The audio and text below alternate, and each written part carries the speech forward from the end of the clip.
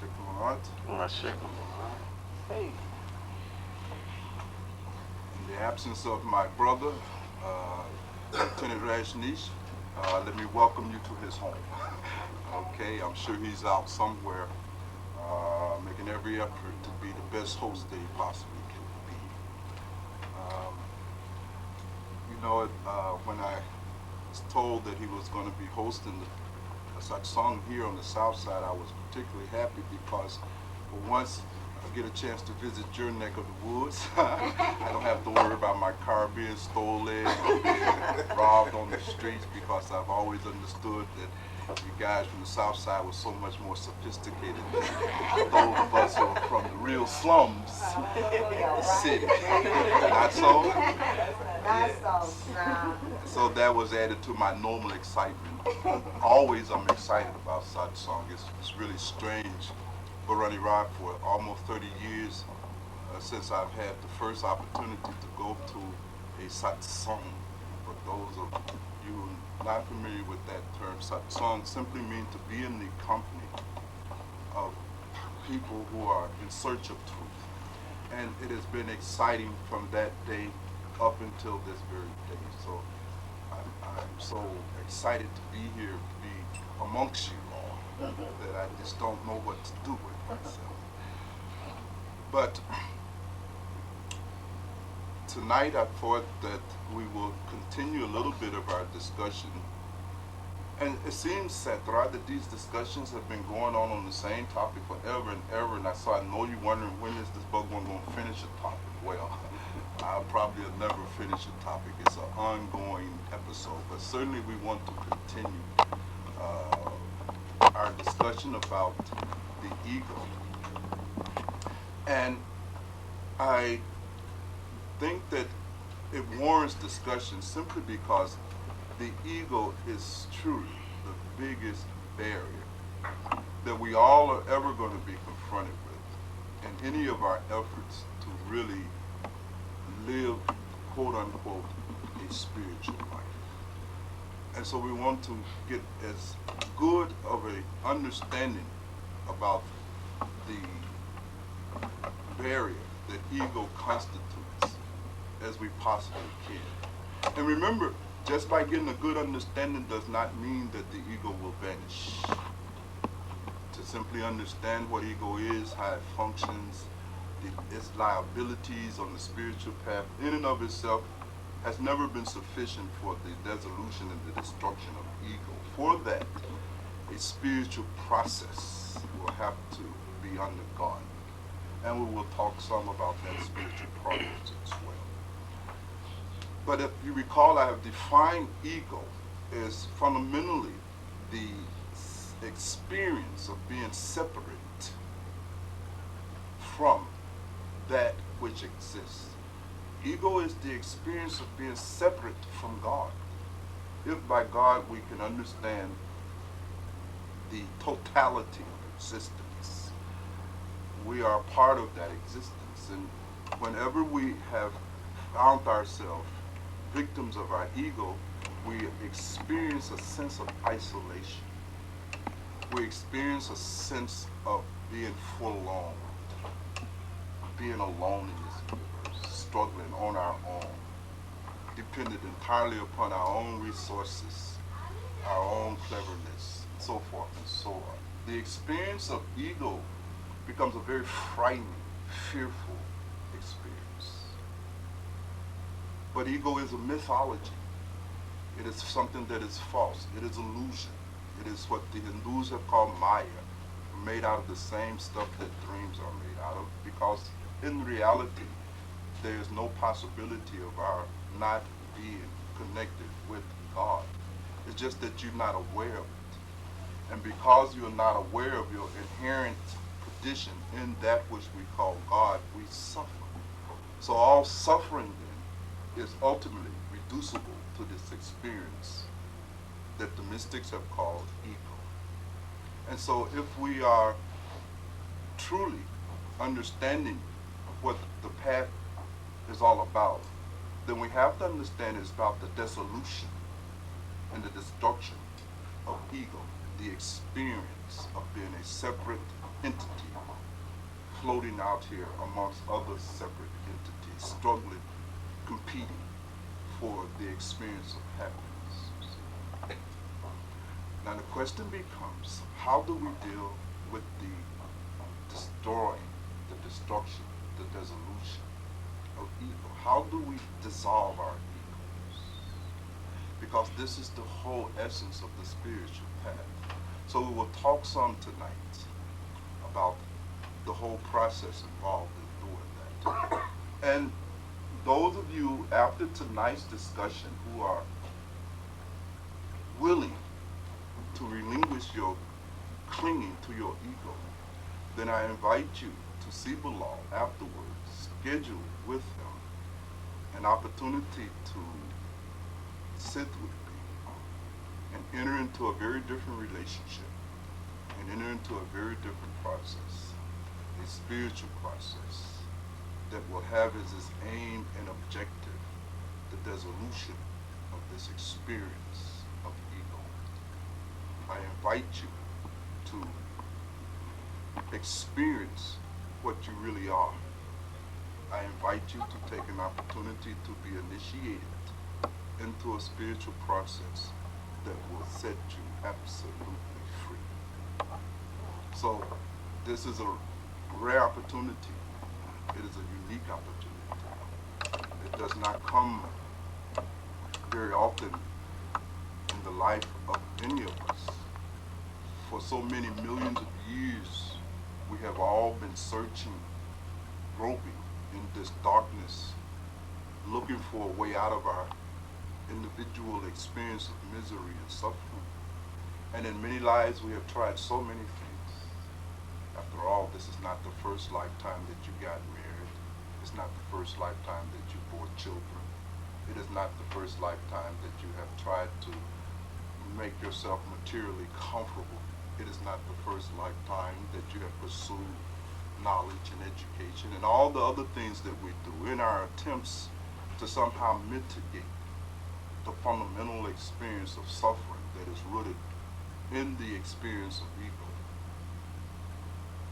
And it is only in that rare human birth, that precious human birth, that one has the opportunity to even hear about a possibility of escape, let alone to have an opportunity to do that. So today is a auspicious occasion for those who have been searching, looking high and low, hither and thither, for a way out of this experience that has become for most of us simply a nightmare.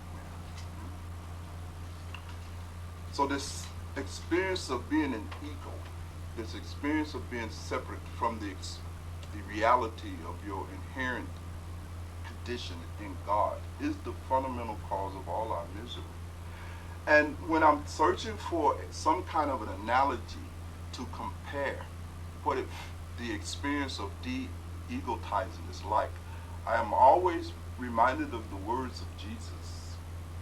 And Jesus, of course, talks about the de-egotizing experience as being equivalent to entering into paradise, entering into the kingdom of heaven. You see? If you read scriptures, any scriptures for that matter, they will always associate this kingdom of God within you. Within you in the sense that it is within your consciousness. It's already the case.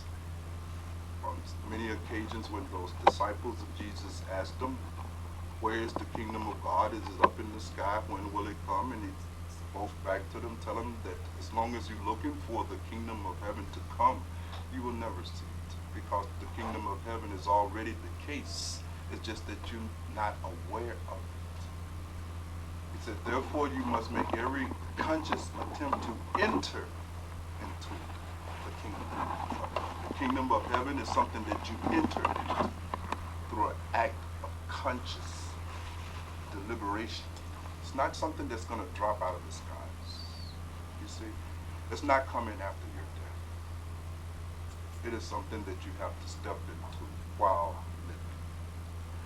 So Jesus has compared this experience and this state of consciousness that is freed from the limitations and the imposition of our egos to being like a kingdom. like heaven. And he says that you have to become as a little child to enter into this kingdom.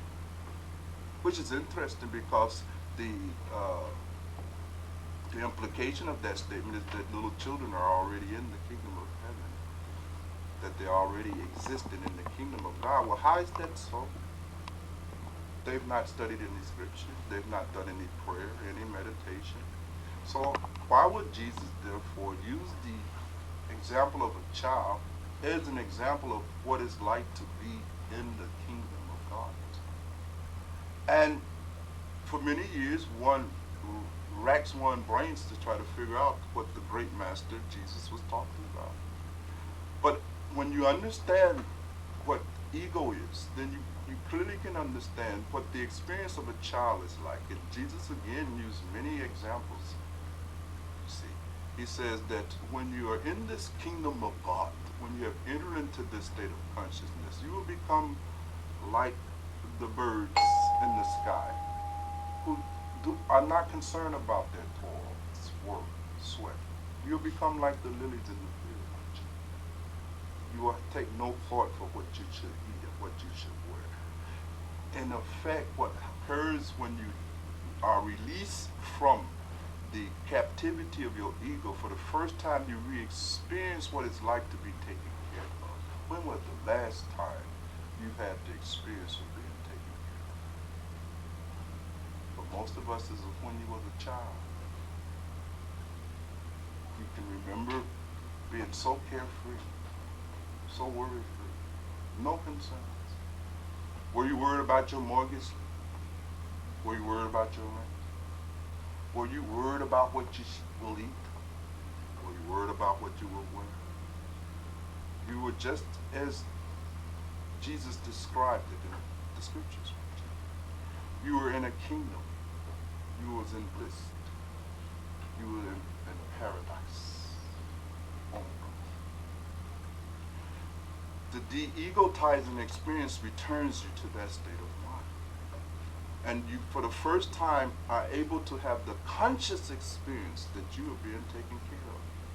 That this universe, this creator of this universe, or whatever you want to call it, is actually taking care of you. You don't know what that feels like.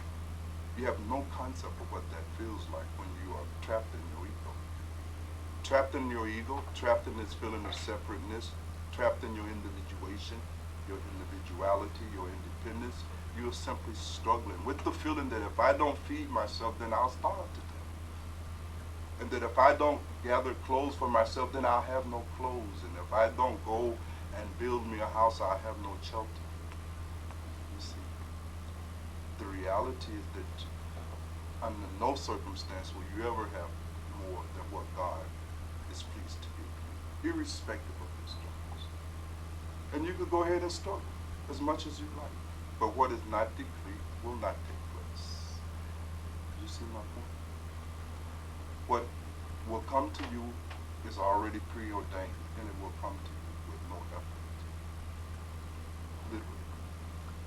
Now this is a tremendous state to be in, but that is what is available to you if you have the courage to release your grip on this ego that we all have. So it's not a small thing to have the opportunity to experience life the way you did when you were a child. And remember, I'm not talking about childishness. I'm not talking about you somehow abdicating your adult intelligence and wisdom. No. Far from that. What I am talking about is the regaining of that innocence and that freedom that you experienced in your childhood is available. It is possible. It is your birthright. But in order to experience it, you have to cease contracting yourself into this little tiny thing called the ego. You have to release your grips on that. What the mystics have euphemistically called dying. You have to die. The ego has to be destroyed. And you have to destroy it yourself. It could be a Psalm says that you have to take the sword in your own hand and behead your own self. You have to drop your persona. You have to drop the ego mythology that you have created around that persona. You have to drop all of that. You have to know who you are. It is interesting, isn't it, that most of us live a whole lifetime and we never discover who we are. My wife used to always ask me the ultimate question. She used to always ask me, who do you think you are? And at first I thought, you know, she was responding like most wives, you know, who do you think you are? But I realized later that I can turn this into a mantra, right? I can get some mileage out of this. And I found out she was right. I had to ask that question. I tried to find the answer to the question that my wife put to me.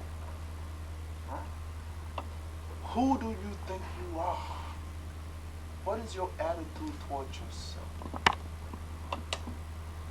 And I went deep into that question. Right? So Satra, all of these years that Shirley's been asking you who the hell you think you are, now you have an opportunity to take advantage of that. This woman is helping you. Right? Absolutely. That's right. Find the answer to that question, right? And you will become free. And when you go in pursuit of the answer to that question, several things happen. It's interesting. Because most of us have the attitude that we are the money. So when someone asks us, who do you think you are? And you really try to answer that question. The first remark you got, well, I am this body, right? And I am the persona that goes with this body in the whole history, right? But as you go a little deeper, you begin to see that, no, I'm more than this. I am more than just this body and its history. I am more than the persona that I have dressed this body. Right? And the question keeps haunting you. If not this body, and if not this persona that you have dressed this body and this history in, then who am I? So this question of who am I, right, has to be fully explored. Fully explored. Because it begins to detach you from this pathological relationship that we have developed with this false image of ourselves. It starts de-egotizing. So there's many possible answers to the question, who am I? But we'll get just a few categories of answers. Either you respond, I am the body, or I am this persona, or I am my likes and dislikes, or I am the force that I think. But when you pause for a moment and you look at these things, something very interesting begins to emerge. When you ask yourself, for instance, who is it that wants a glass of water? Who is it that this desire for a glass of water is apparent? What is the nature of that? And then suddenly you begin to see things that you didn't see before. And as you go deeper into that process, you see. And this doesn't require any initiation. This is just armchair meditations. You begin to get some very key insights into a lot of aspects of the self that you have never seen. Remember last time we talked about the witnessing self. And you begin to discover, Bhagwan Ra said she had a revelation that time. She said, Bhagwan, I understood. Right?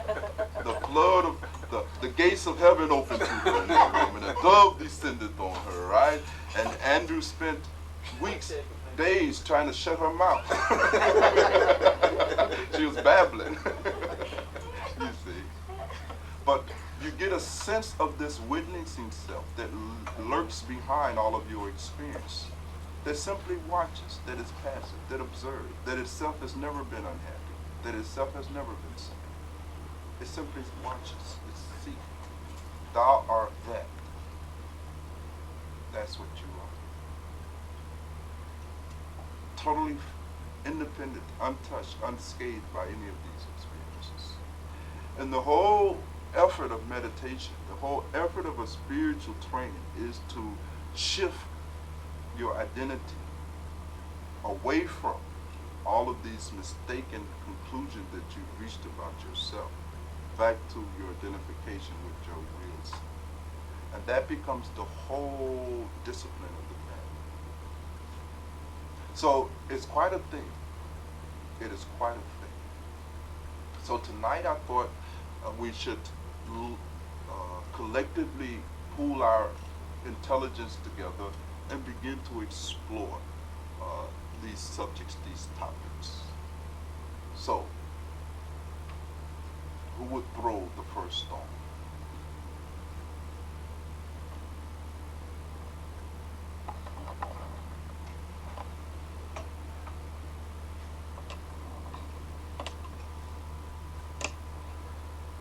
Remember, if you don't throw a stone, I'll keep talking and you'll be sorry. You know, I can go on for hours, you know. Yes, sister. Bhagwan, it seems like for most of us who have derived all of our benefit of who we are, our whole persona has been built on our likes and our dislikes, our body, what we think, what we feel. It's got to be so difficult to shift that. And I've often wondered how I would feel if I didn't, and I would probably feel like nothing, and that's scary. Yes, it is scary. To feel like nothing, and I guess just the human part of me comes in and says, "Oh, that's impossible. What an impossible task to do." I mean, you would have to be someone who doesn't have a life. I mean, you would have to constantly watch your thoughts. You couldn't think about the dinner. You couldn't think about your kid. You couldn't think about work and other problems that crop up just from being human. I mean, you would have to just, I guess you would take on that personality of feeling cared for, and you would drop a lot of those things. But I Well, think actually, you see, Pam, it is always a mystery to people who have not had the experience how you will function in that state. But let me assure you that you do not lose access to all of your faculties, and you continue to use all your faculties. It's much like you have a car, and we use our car to get from point A to point B. At no time do we identify ourselves with being the car. You understand? So these faculties that we have, these instruments that we have for gathering up experience are the same. This body is a vehicle that we use to move, to acquire, to process, to involve, to interact. But we never get so identified with it that we actually think that we are that thing. So it's quite the opposite. For the first time, you'll be able to use all of your faculties, including the physical body, without damaging yourself. More interestingly, however, is that when you move into the state of identification with the witness that is in you, that is really the reality of what you are, you have a strange experience. You discover for the first time that this is the source of all bliss. It is the source of all your happiness. It is the source of all your joy. It's a strange experience. In the East, the Hindu mystics have referred to the attributes of this witnessing self, this higher self, this Atma, as they call it, as being Sat, Chit, and Ananda. Just reality, truth, knowledge, bliss, just bliss. The reality, sister, is that our inherent condition is one of bliss. Pure, unadulterated bliss. You need not do anything. I've said on many occasions that this bliss cannot be achieved. And the reason that it can't be achieved because it's already the case. You need not do anything but to focus your attention back on your own inherent state of blissfulness. So the experience is very different. Your life, far from becoming bland and dark and like a void actually becomes full of bliss. And how do you know when you're getting close to this shift in identity? Because suddenly you start feeling good again. And you don't even know what's going on. Bills are still unpaid. The boss is still going to fire you, right? And you feeling just absolutely blissful. Wife is gone, husband gone, money's gone. And somehow, in spite of all of these so-called calamities, something in you is just delightful. Something in you is not touched by any of the conditions around you. That is what it's like to step away from that basement of your being to the higher parts of your being. And you find that you begin to inherit in a continuous, perpetual state of bliss, irrespective of what's going on around you. That your happiness and your experience of bliss is no longer conditioned. It's no longer based upon anything going on around you. If you got $1 million tomorrow, your experience of happiness will not increase 1 hour when you're in that state. Won't even shift. Because you can't possibly be happier than that.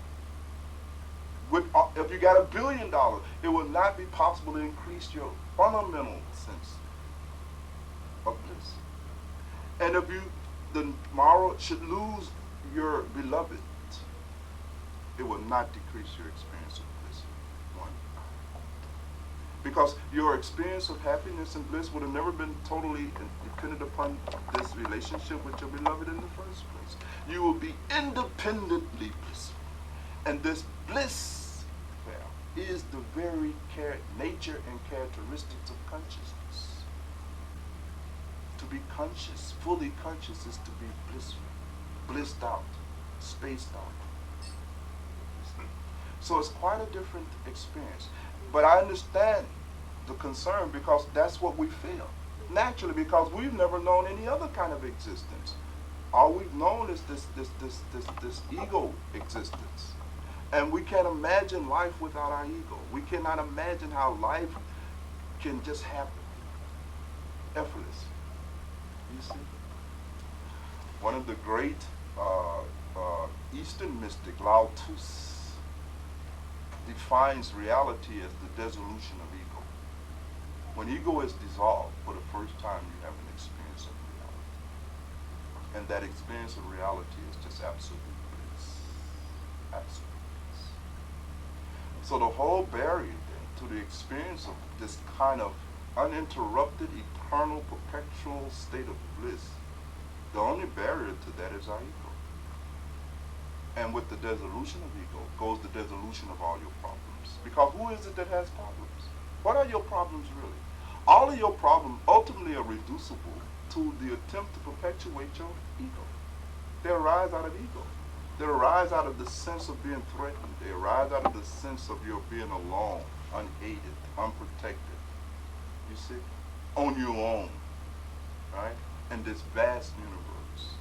Having to fight against all the vicissitudes of life.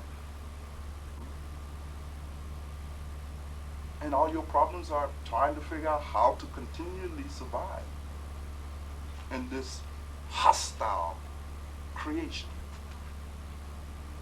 And this illusion that the creation is hostile to you is generated by this fundamental illusion of being separate. You know, whenever we study metaphysics, we talk so much about the world being illusionary, that the world is an illusion, right? Maya, right? But actually, you are the illusion. It's just the reverse. You know, the world is all right. You're the illusion. You are an illusion in the sense that you actually feel you are separate from the universe. You are the illusion to the extent that you actually feel you're just this body. Or that you're just the things that are contained in this body. Or that you're just this mind and the thoughts contained in the mind. You are under the illusion as long as you have not rooted yourself in the fundamental awareness of the higher self, this witness self. That is, by definition, scientific. So having the experience is really good.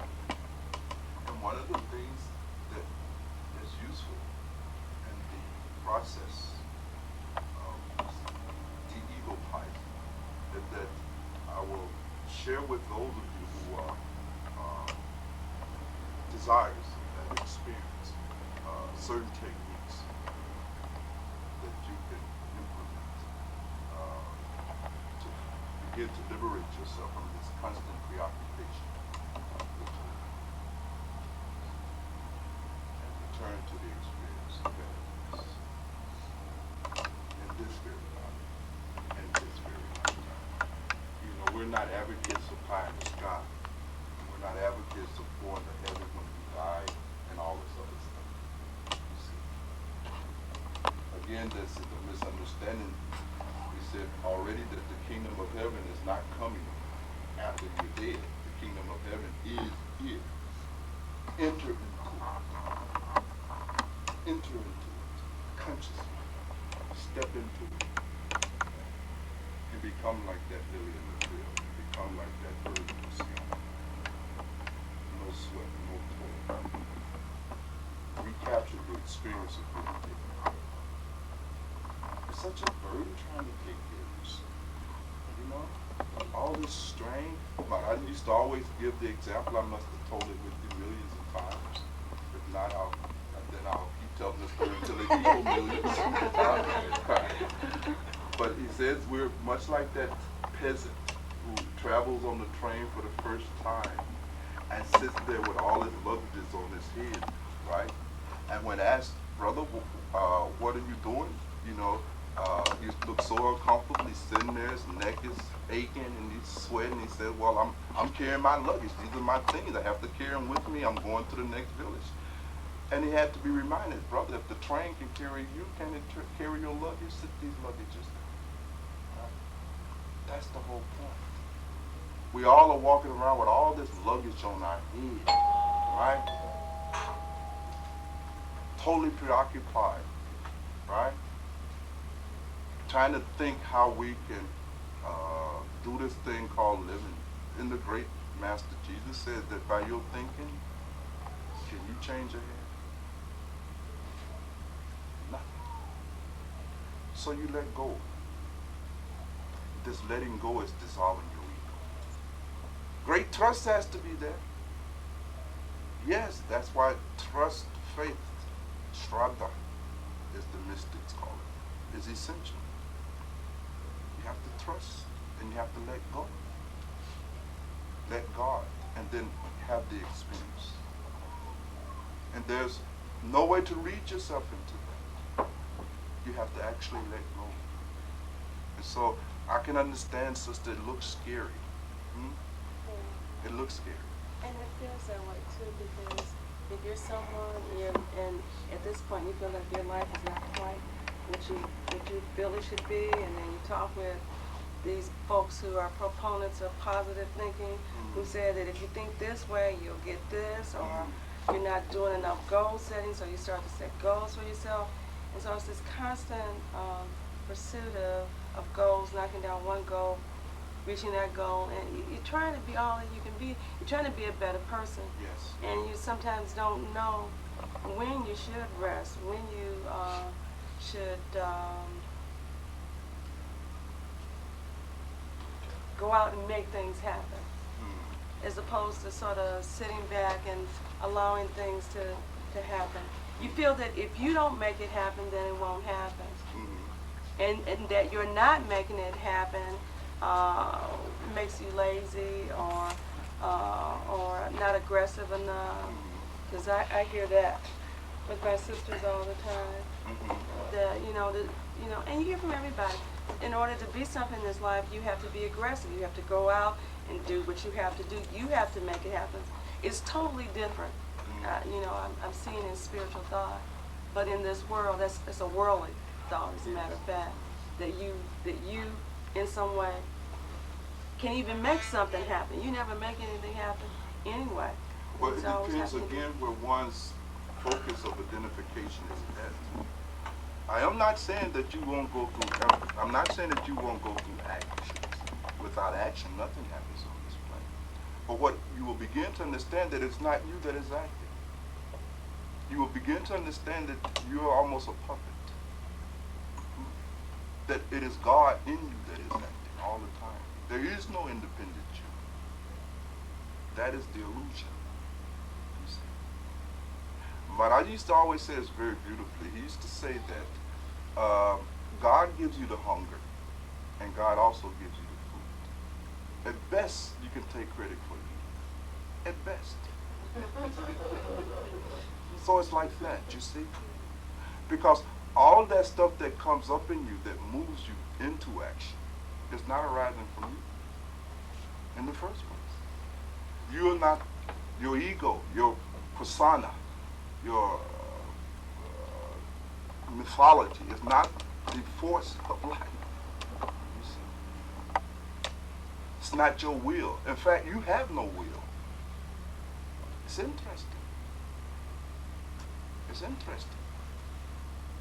You act entirely out of your conditioning. We are almost like automatons. We're almost like machines.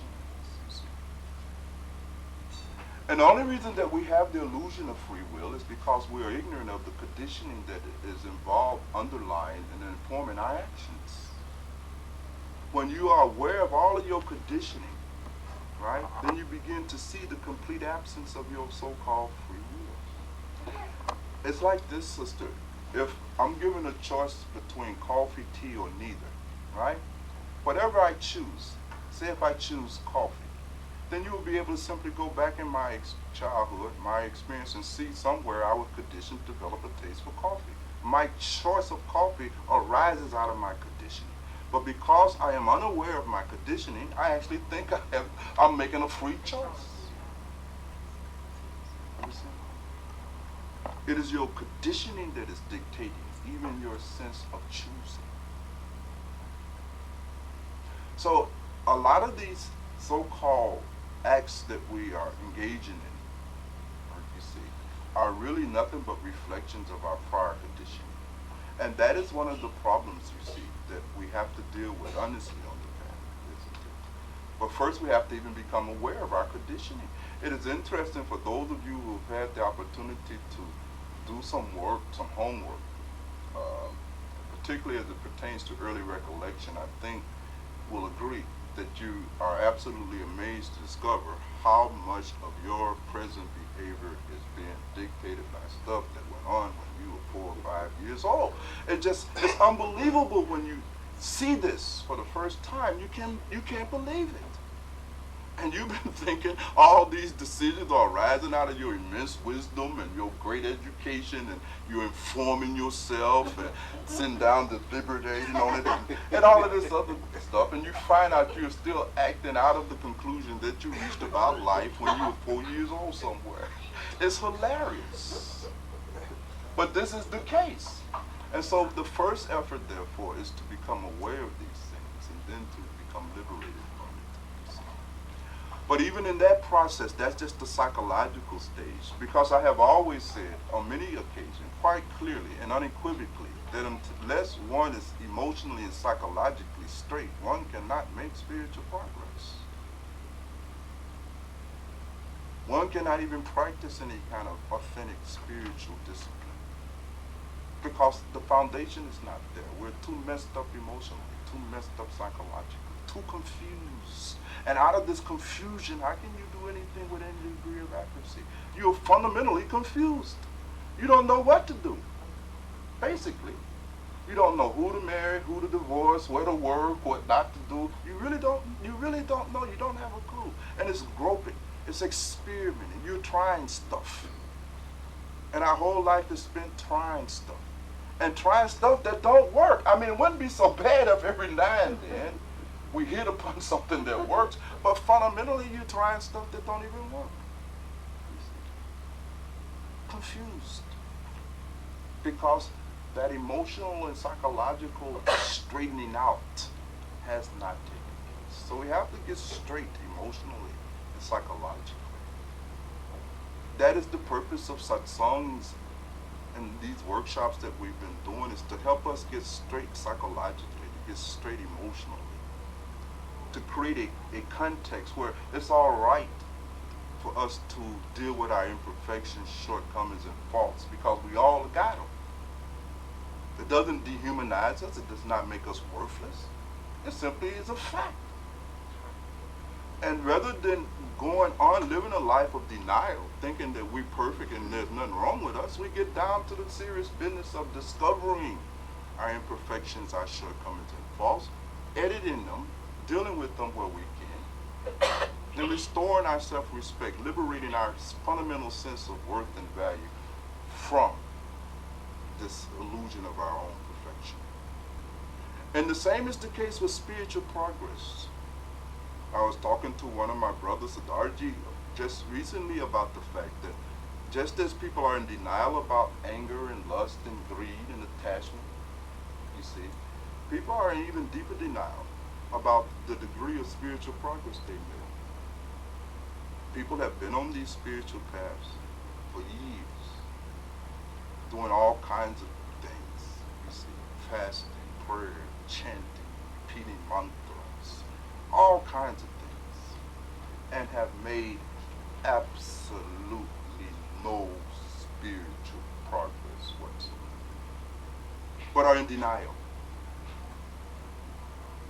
They can't believe that they're not making any progress. But the proof, the evidence is there in their life. No de-egotizing has occurred at all. No bliss has increased at all. As miserable now as they were 25 years ago. It's not spiritual progress. You've been reading the Bible for 30 years and you still get miserable every 10 minutes. Now something I submit is wrong. You've been studying all of these holy scriptures, the Quran, the Gita, the Dumpum Dada, you poured over all of the scriptures, and you can't stay happy 30 seconds. Something is fundamentally missing there. That means you have learned nothing from Torah. You've learned nothing from the Quran. You have achieved absolutely nothing. You've simply deceived yourself. You have confused information with transformation. Yes, you can quote Jesus. Yes, you can quote Muhammad. You can quote, so many of these mystics. But fundamentally, you are as incapable of experiencing bliss as you were the day that you heard about the Bible. Yes, you've been going to church and you've been doing that whole number. But fundamentally, you're still miserable. But you want to deny it. And in that denial, you simply compound upon it. And we have to become comfortable enough, you see, and have to understand it's all right. You see, you haven't made spiritual progress? Okay. Doesn't mean that you're worthless. It simply means you haven't made any spiritual progress. Now let's get down to it. You see, let's go in search of what the impediments may be. Let us examine them objectively. And remember, at no time will your sense of worth and value be questioned. At no time. That is not debatable. Your value, your worth as a human being is indisputable, unconditional, a priori, never under any kind of question whatsoever. You are still divine. Period. It's just that you haven't cut through the bullshit yet. And we just need to cut through the bullshit. And so we want to be able to, at some point in the future, create that. And I'm looking forward to those of you who will come into a different relationship with me and enter into a much different phase of work. That we will have that great privilege where you can sit and all of your lack of spiritual progress and not feel belittled at all. Not 1 hour of time. You see, where we can freely and comfortably deal with reality. So it's quite a different situation here. Quite a different thing.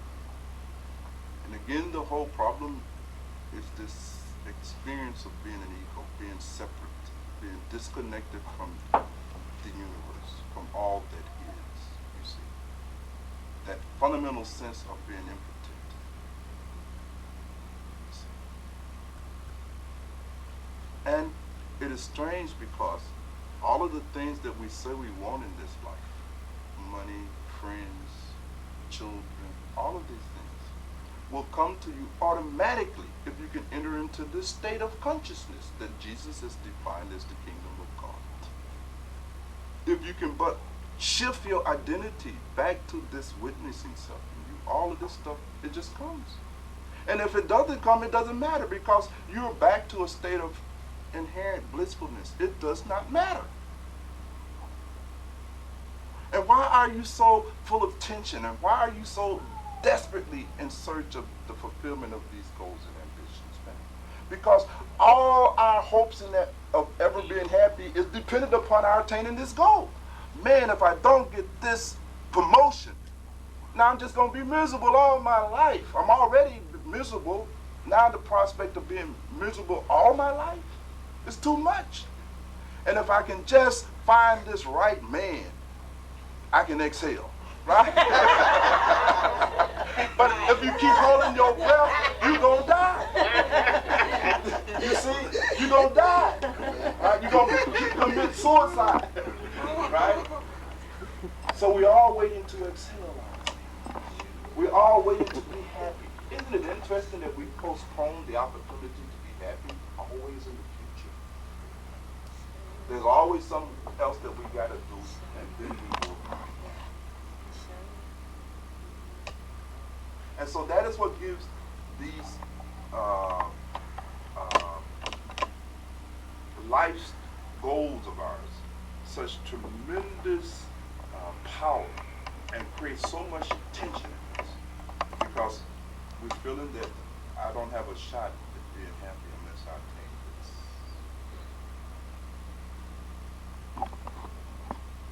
And that feeling will go on persistent as long as we identify with anything other than that which is our real. So we're literally pinching ourselves. We're creating our own misery. It is the seeking that is the cause of misery. I know this sounds strange to you. It is your seeking of happiness that is preventing you from being happy.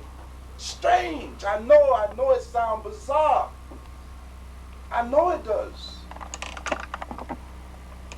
Because you have been convinced that you have to seek happiness. And I'm telling you, happiness is nothing that you need to seek. It is already the case. You simply need to become aware. It is your seeking that is keeping you focused out from yourself. You're seeking in the world that which is already in you. And all of these mystics have been telling us over and over, what you're seeking is within you. Why are you seeking something outside? I'm reminded of a seeker that went to the Buddha in search of this thing that the Buddha had, you see. And the Buddha laughed at him and said, "You are a fool. Why are you coming to me seeking that which is already in yourself? What is this nonsense?" You see. But we have to go to the Buddhas because we don't know how to go within ourselves. And when you go to a Jesus, a Mahavira, a Buddha, a Muhammad, if you go to a Ptahotep, or if you go to any of these great mystics and sages, what is it that they will tell you to do? They said, look within yourself. Look within yourself. You see, this is where the happiness and the bliss is. But it's this seeking. Maharaj used to illustrate how foolish this is with a story. And he tells the story about a woman who was seen one day in her village late in the evening, scrounging on her all fours, picking through the dirt, obviously looking for something. And so a neighbor of hers came and saw her out there under the lamppost on all fours, searching desperately for something. And he stopped and said, "Sister, what is it that you're looking for?" She said, "I dropped my needle here, and I need this needle because, I'm a seamstress. This is how I make a living, and I need that needle. How else can I make clothes to feed my family?" And the neighbors got down on all fours and began to help her look for it. You see, as time goes on, he's looking all over the place. He began to ask, says, "Well, Well, sister, I don't looked here, I looked there, we looked everywhere. We've been out here almost an hour now. We looked under everything. She said, is this the right place? I said, about where did you drop it at? Was it over here near the post? Was it over there? Exactly where, what vicinity did you drop this needle? And Mom said, I dropped the needle in the house. He said, well, if you dropped the needle in the house, what you out here for? She said, cause it ain't no light in there. You see? That is all of us. Right? When you close your eyes, there ain't no light in there. You can't see nothing. So you go back out here. You say, this Jesus talking nonsense, looking at myself. I don't see no light. I don't see nothing. I don't see no kingdom. Just darkness. Let me look out here for that which is this. That is so good. That is. And we all do that. We are all that one in the story, you see. Because it looks easier. It makes sense to our twisted mind that happiness is out here. When the reality is that it's inside. And we have to go inside. Yes, Lord, I No, I was just thinking about, my father, he died at 46. Every day I was miserable. Every day I hated to go to work. I hated life just in general. And, you never think about, it's inevitable that everyone is going to pass, but Daddy death caught us off guard. He was 46. We had expected to see him to be 100, whatever, just an old, nasty, stanky man, Yes. And his life was cut off. And that's when, to me, that was like a rude awakening for me, because it hit me just from his death that tomorrow wasn't promised. So that whole bickering that I was going through, about I hate going to work and, my own misery that I made myself, it just kind of stopped. It looked like with his death, it just cut off. Because then it just came to me, it's not even promised the next second that I'm going to be here. So, I don't know. I try to be happy as much as I can. I mean, because, if God allowed me to wake up that next day, everything past that is nothing, so that's it. I just want to. As we become rooted fully into the center of our true identity, which is this higher self, you will begin to discover that even this fear of death disappears, because first of all, you never die. It is an illusion that you die. That which dies is not you. It is not the self in the first place. So this is one of the benefits of recapturing the knowledge of your true identity. This fear of death goes completely. You will simply watch this body die. Of course. This witness in you that has witnessed your whole life will also witness your death. Strange, isn't it? You have to interview people who have had near-death experiences. They will tell you about it. They will tell you about witnessing themselves, laying there in the bed, dead. But who is it that was witnessing? That is the self that was in the body in the first place. It did not die. It witnesses death.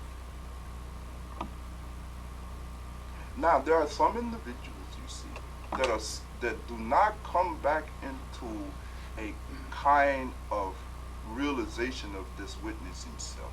It takes them a while. And after death, what the Tibetan mystics call the period of Bardo, 3 days, they're going through all kinds of trauma because they haven't realized they're dead. It doesn't, they still feel like, just like you feel now. Exactly the way you feel now.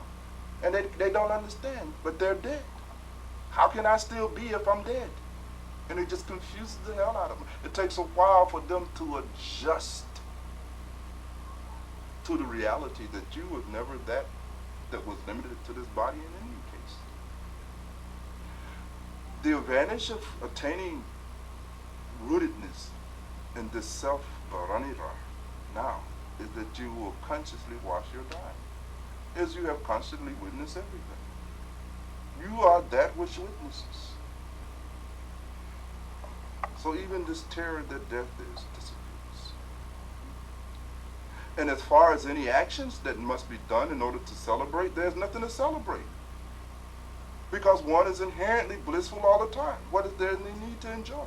Even that drops out. Even in the effort to enjoy drops out. Because why is there an effort to enjoy if it has not been preceded by a state of misery? Right? If you are always and at all times in a state of joy, then there is no effort to enjoy. The effort to enjoy only arises out of your misery. Is that right? Mensa Hotep has confirmed the correctness of what I'm saying. No, we'll go on. They're at Lieutenant Rajneesh's house. We'll have a feast. We'll have a feast tonight. So this is just open discussions. We can talk about this is from as many angles as you like. Because even when you're dreaming stage, Bhagwan, when you witnessing that dream, I mean, you watching it. Okay. When you wake up, okay, it's gone. It's gone. You don't see it no more. Okay, so, okay, I can't ask it because I can't get it together. I can't get it right. You're saying, Ranira, that you have noticed that in the dream state, that one fundamentally experienced witnessing. Yeah. Mm-hmm. You're very aware of the witnessing nature, Mm-hmm. aren't you? Mm-hmm. But that when you wake up, it seems as if you lose this sense of witnessing. Mm-hmm. But actually, you do not. When you wake up, it is the same witness that is witnessing the waking experiences. But you're calling wakeful experience is still being witnessed. The witness is the same, all the way up and down the trinity of consciousness. So the only way you know you up is by Remembering that you went to sleep.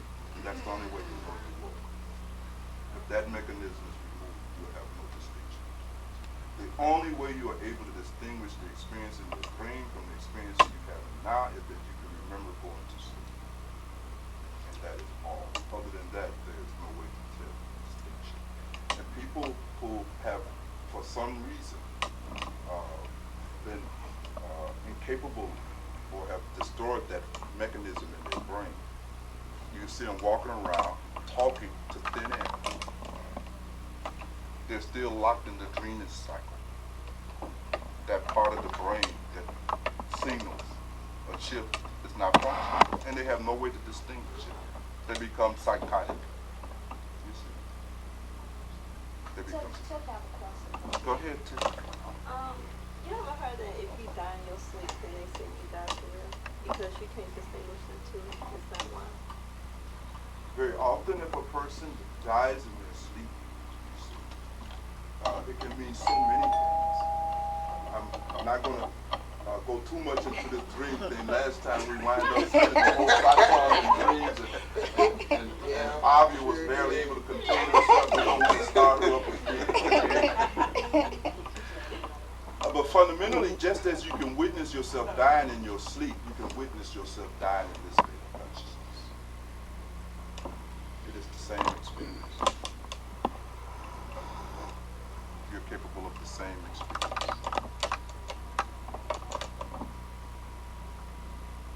Yes, sister? I don't know why the two sisters are sharing with us about death. Because my mother just had a dream about her death. And I took out of her dream that there's two people who she is concerned about, myself and my son. So my idea of the dream is to really, I need to prepare myself for what is inevitable. She shared with me some other information about her dream, but it was so real to her was revealed to me that emotionally I was very upset.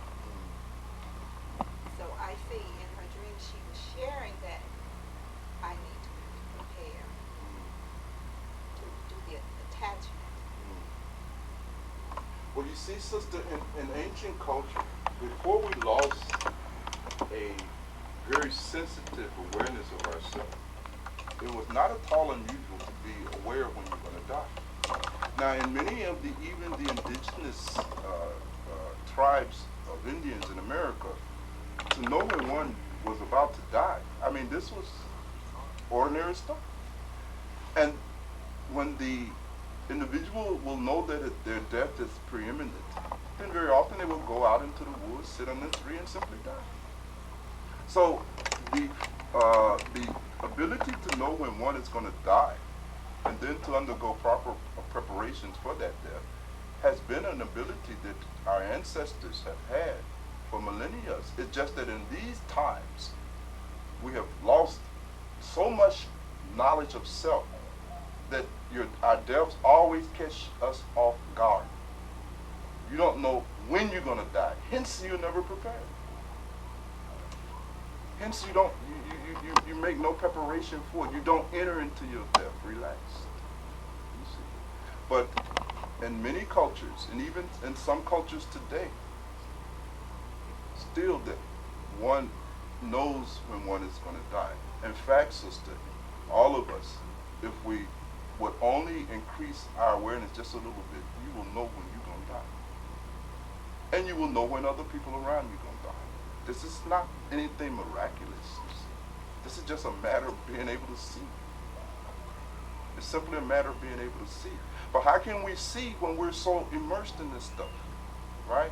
We're so distracted by our own little ambitions that we can't see the life that is going on around us. But certainly one can develop the kind of awareness where one is able to see one's own impending death. I'm reminded of my own Guru Sahib, and who ascended, who left this plane when he was 74, Sadaj. And he just had a little bit of illness, maybe something not much more than a cold or something, a heart, something, I mean a minor thing. And so, he's laying on this bed and all of this here, and they're waiting for him to, get his strength back so this satsang can go on. And the master talking about, well, this body is all tore up, and I guess this is it for me, and I won't be able to cure it. And they said, Master, what are you talking? You talking nonsense. You got a head cold, man. You ain't going to die, right? The next day, Maharaj just dropped this body.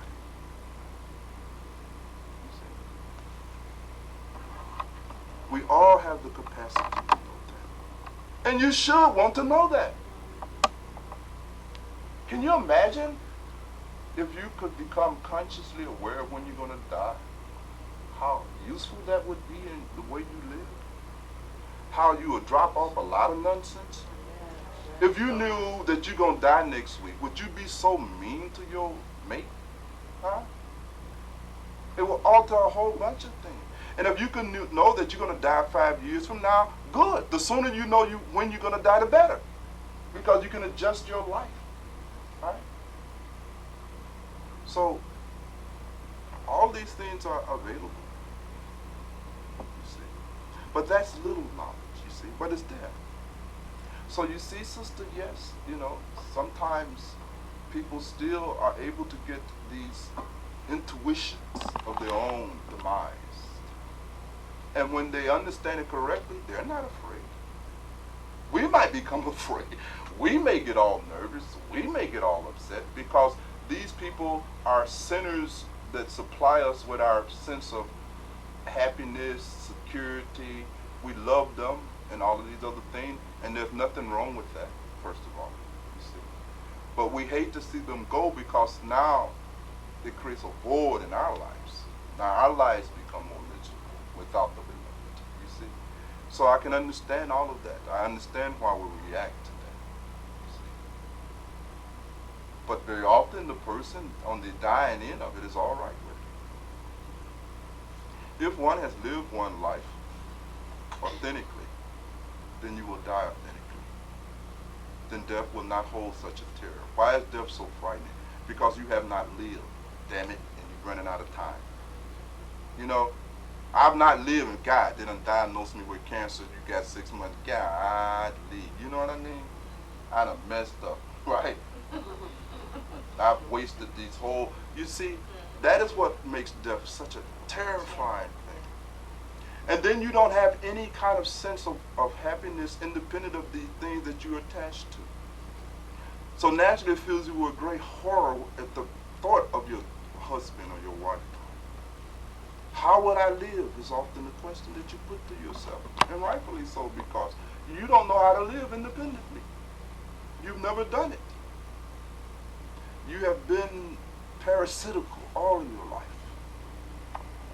All of your life. Your happiness has been in the hands of other people. You have been dependent like a beggar. Right?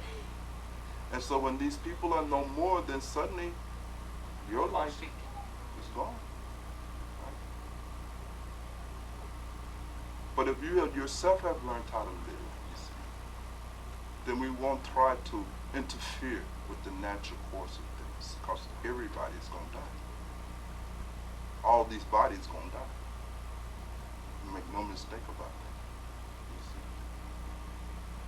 And we should let them die. Right? And we should let them die. With dignity. So this is the big subject, sister. We can talk a lot more about that.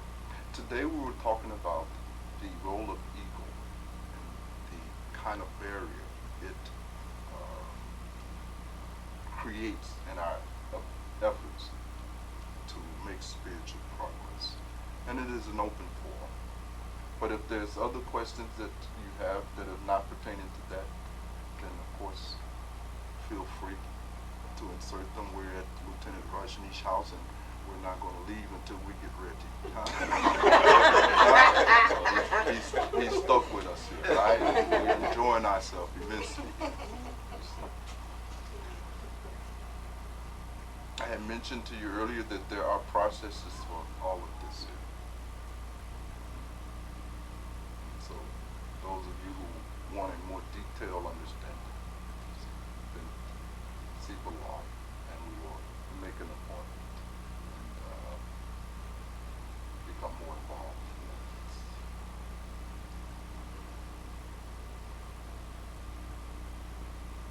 Yes, sir. I just want to share a couple of things I haven't seen you lately. Yes, sister. About this ego thing. I tell you, it's something, because I've been in a real battle with for the past couple of weeks now. I think since the last time we saw each other. It's been in my way. I'm just going to put it. It's been in my way completely. Yes. And it makes me really miserable. Puts me in this circle just by myself, and I don't want anybody to bother us, because I want to fight with it, you know. So that's what I've been doing for the past couple of weeks, just me and my ego thing. And no Sarah, I just be looking at me. What's wrong with her?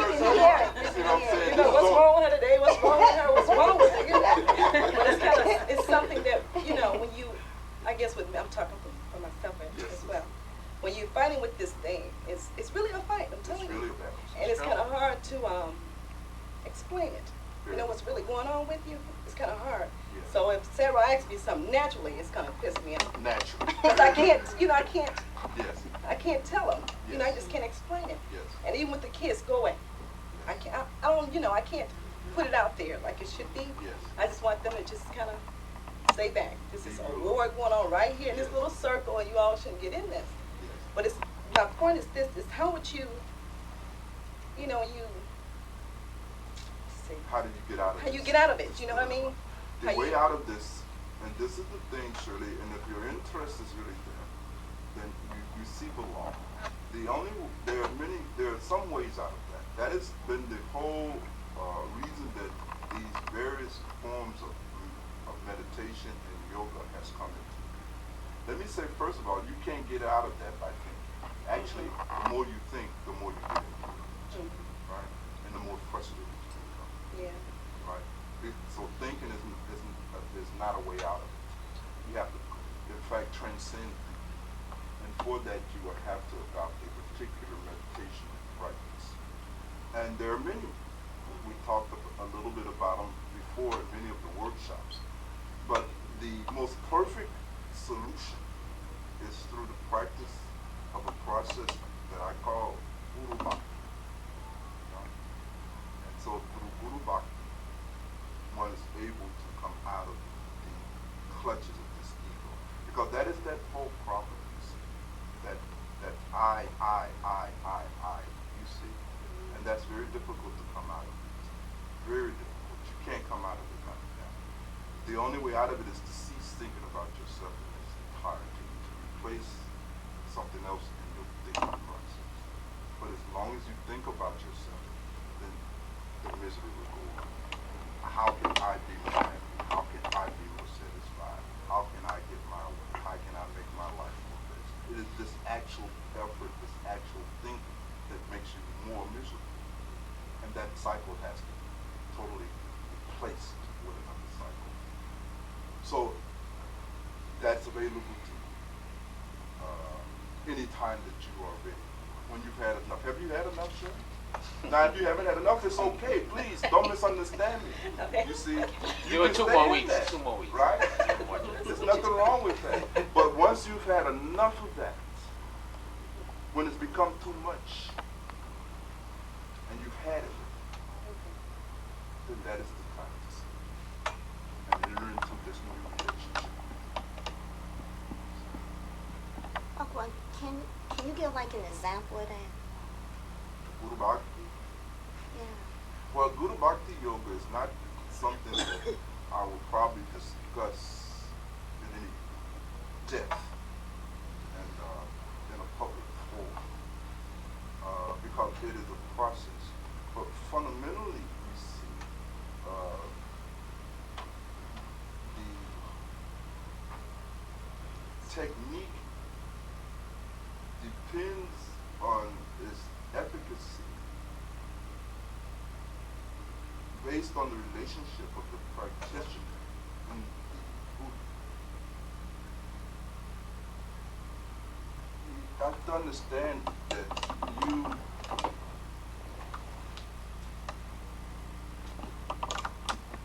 you attract to yourself the qualities of the people you think about. You can extract from other people certain qualities by focusing your attention on those people.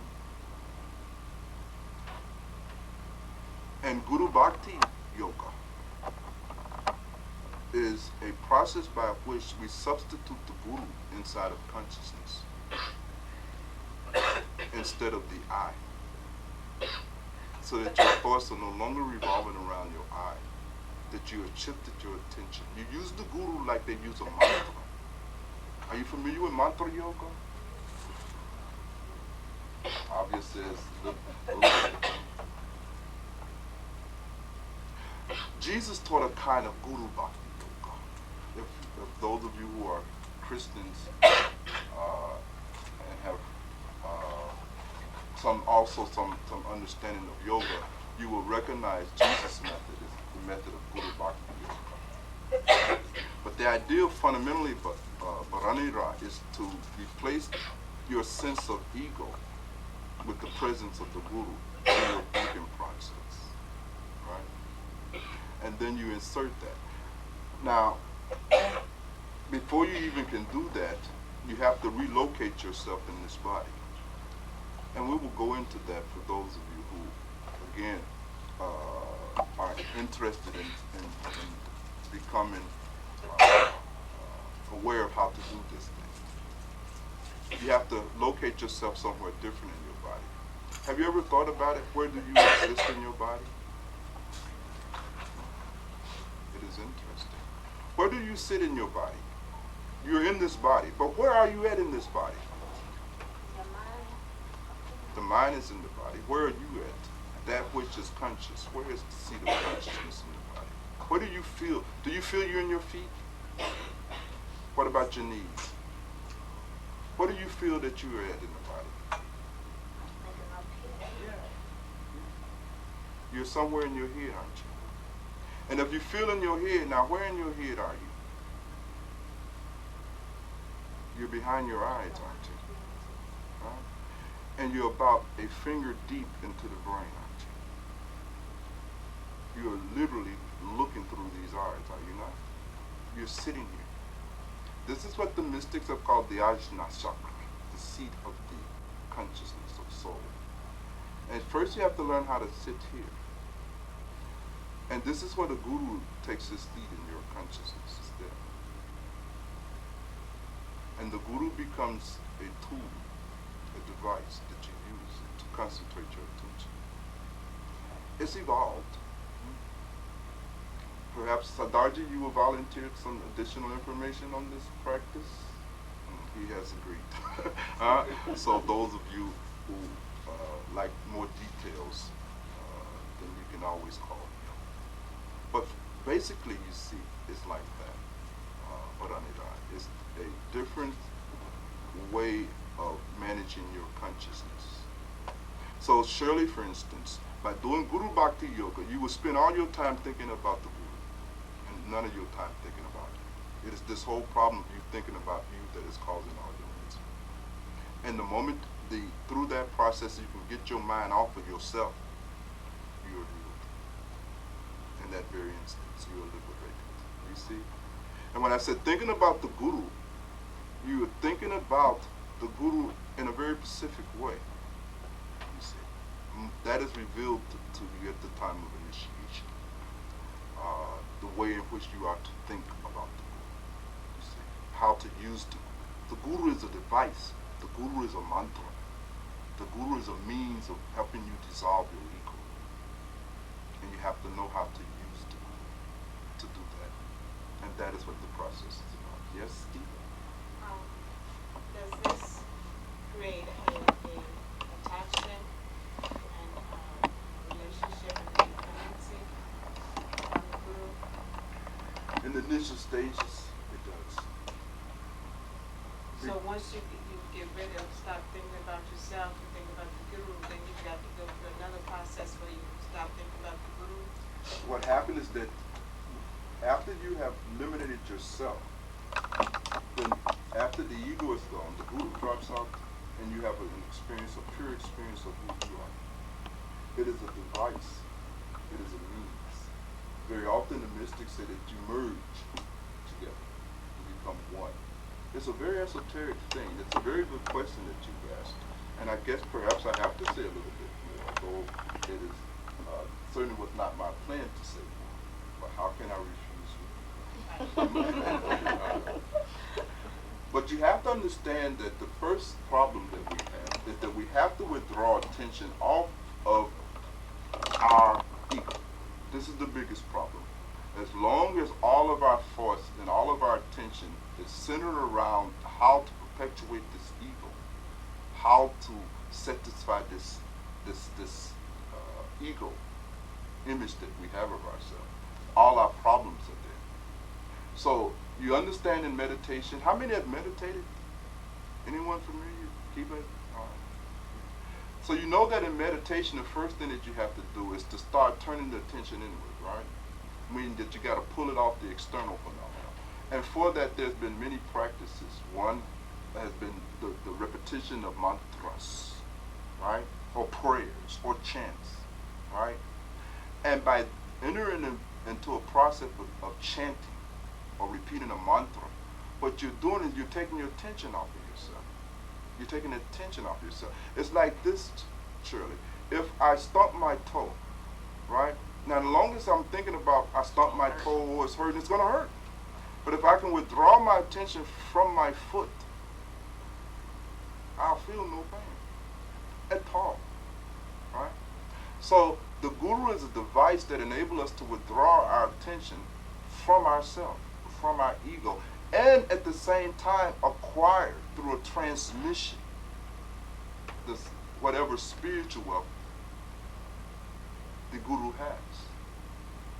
It is what in Buddhism is called the transmission.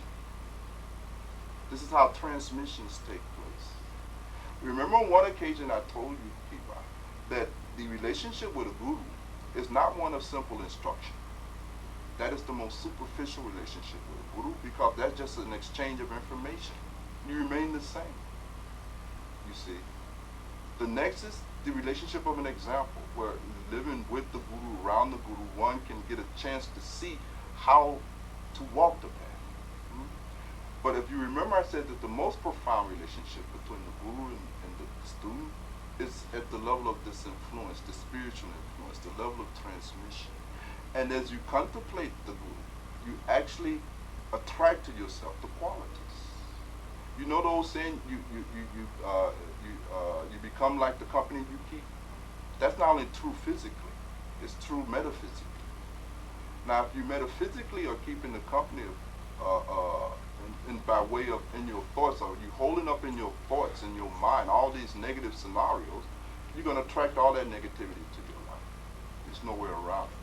But by inserting the guru there, the presence of the guru, for instance, we talked about the fact that, for instance, there's so many people who are disciples of Jesus. At least they have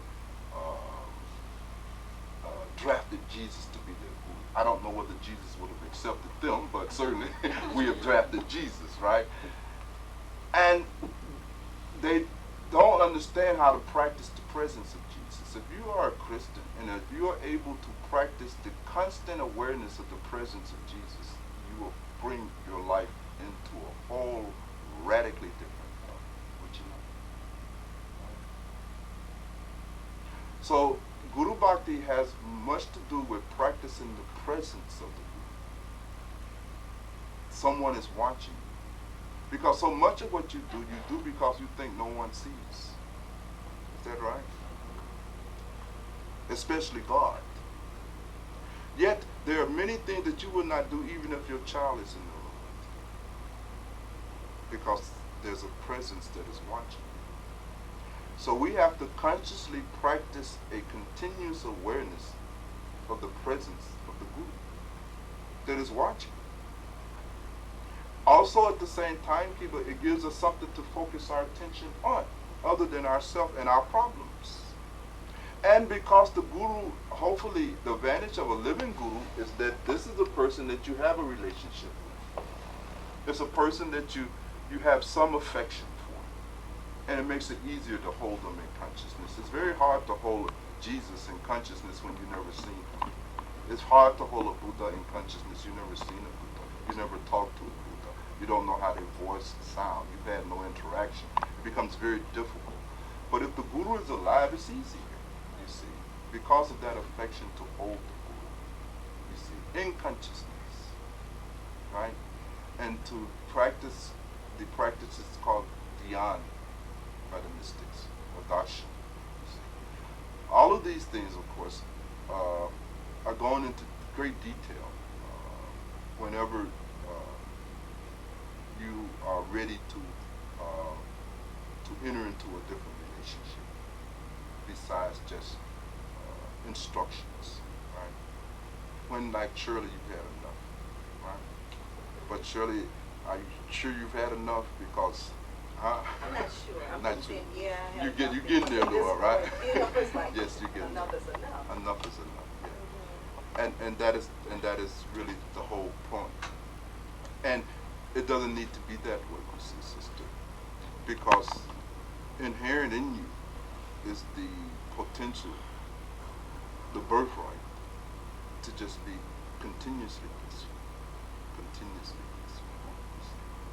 And it's even before we talk so much, Shirley, about ego, in the sense that I've been talking about it tonight, that fundamental feeling of being separate from the totality of existence.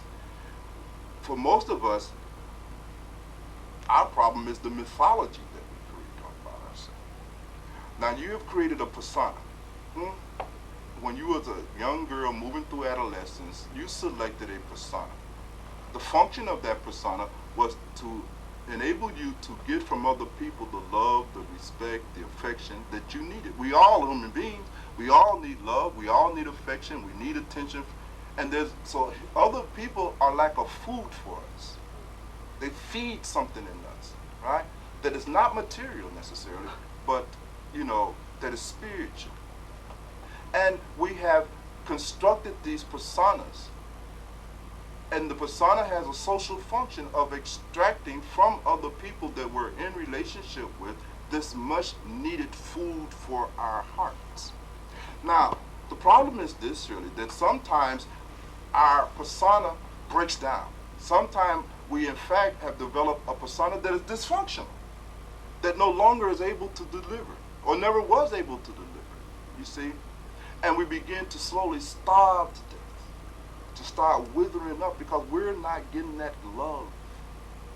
We're not getting that experience of being loved, appreciated, things of that nature.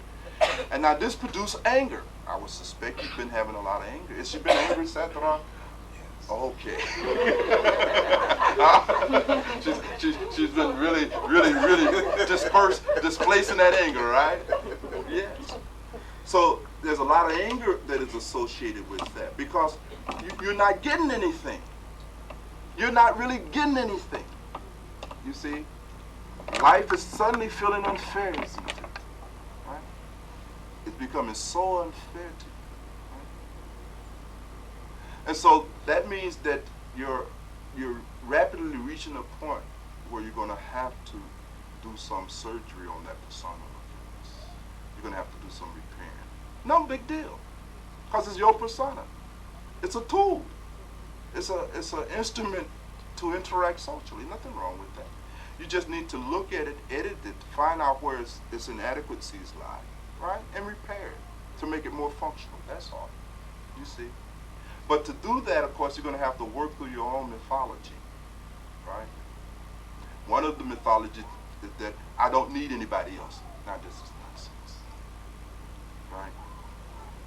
Absolute nonsense, right? Well, you got to say that. That's it. That's right.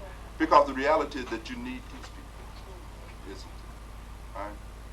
And if you've constructed a persona that don't know how to ask for the love, that's a dysfunctional persona, right? And so, and if you can't manipulate the people, now you're frustrated, right?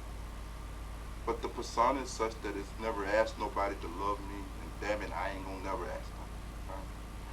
So you have to go and look and see what role your own mythology is playing, and look at your own persona. And if you can't do it directly, then you make some time, if you can, and you come and let us explore your history. Let us go on a psycho-historical exploration, conduct some kind of psycho-archaeology, and let us revisit your early developmental stages. Because somewhere maybe there was a block. Maybe you never really outgrew the experience of being rejected. Maybe somewhere in your childhood there was a lot of rejection for whatever reason. And that is revisited. I don't know. We're just speculating now. But if you would like some precision, then you make some time. And then Satra, have all of this stuff. Satra, you have so much stuff over there. You don't share anything with this woman. This man has all of he don't share anything. What kind of man is this? All those good anger tapes and attachment tapes. I mean, It's all locked up. all locked up under the key. Yeah. Whoa. Well, you must have had bad karma to do. What can I tell you? Right? But it's a matter of looking into all of those kind of things. And remember, Shirley, the most important thing, never lose your self-respect, because I think you're losing something. That is fine. And try to understand that your value, your worth as a human being, we don't care how mad you get. We don't care how many tantrums you throw. Never forget that as a human being, your value and worth is a priori. That has nothing to do with that. You see? So don't lose your self-respect. You see? You're holding yourself in self-contempt. You haven't been liking yourself. That's a no. That's a no. You see? And so there's some of that that has to be there. So much more can be said. This is not the format and the context to discuss it. But can you spend an hour with me? Would that be so hard? I know it can be hard, but if you can find an hour and a half, and bring a blank tape and let us go and see what we can find.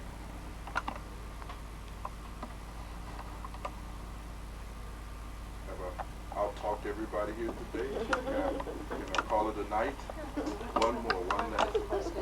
I thought I recall reading in one of the books by Maraji that longing to merge with the Creator in some cases could be almost as beneficial for the aspirant in terms of their spiritual development, even than meditation. Do you recall? Of course.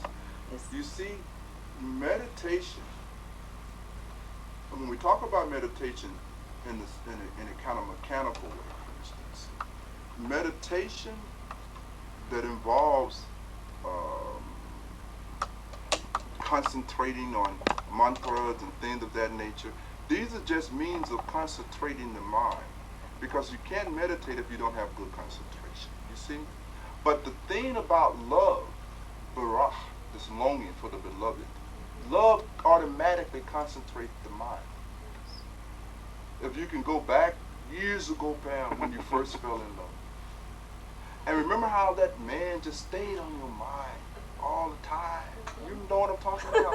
It was easy, right? It was easy to think of him, concentrate on him. This kind of longing brings the mind into concentration, you see, and takes the mind off itself, you see, takes your attention off of you. When I say take your attention off of you, that is what I mean by de-egotizing yourself. Because all you think about is you. Me, me, me, me, me, me, me, me, me. And the more you think about me, me, me, me, me, the more you contract, the more you shrink yourself, the more you condense yourself, the more you tie yourself into that little ball, you see?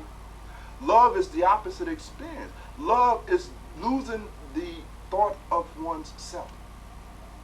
And all of one's thoughts is filled with thoughts of the beloved. And when you can fill up your thoughts with the beloved, then you have that experience of love. Love is an experience of the dissolution of our ego for a moment. That's what love is, you see. That's why love is such a frightening experience for most of us. Because when you start being pulled into that, you start getting cautious. You start hanging on to, wait a minute, I ain't gonna let this man make no fool out of me. You see, I gotta hold back something in that relationship.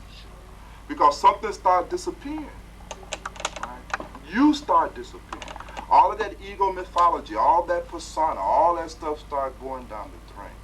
So when Maharaji and all mystics for that matter talk about this intense longing for union, God is talked about as the beloved, right? As one beloved, right?